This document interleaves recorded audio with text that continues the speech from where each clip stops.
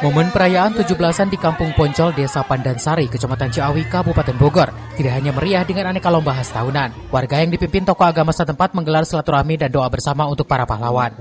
Melalui tausiah, Ustadz mengingatkan pentingnya menghargai jasa para pejuang karena tanpa pengorbanan mereka, masyarakat tidak akan bisa merasakan kemerdekaan saat ini.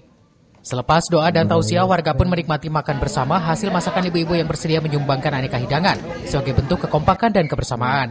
Diharapkan melalui kegiatan ini silaturahmi antar warga semakin erat terjalin. Assalamualaikum warahmatullahi wabarakatuh.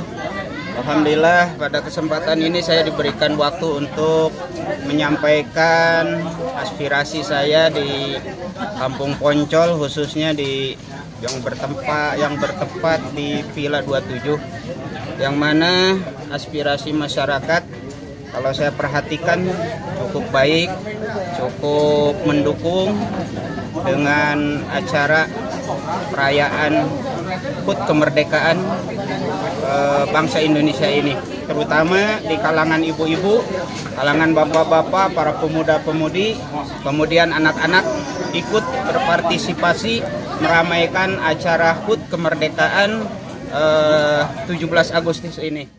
Selanjutnya, perayaan Hari Ulang Tahun Republik Indonesia ke-80 dilanjutkan dengan aneka lomba yang melibatkan warga dari 2 RT. Sementara itu, bagi warga yang tidak ikut lomba dapat memanfaatkan layanan cek kesehatan gratis untuk mengetahui kondisi tubuh mereka. Dari Ciawi, Kabupaten Bogor, Tim Liputan melaporkan.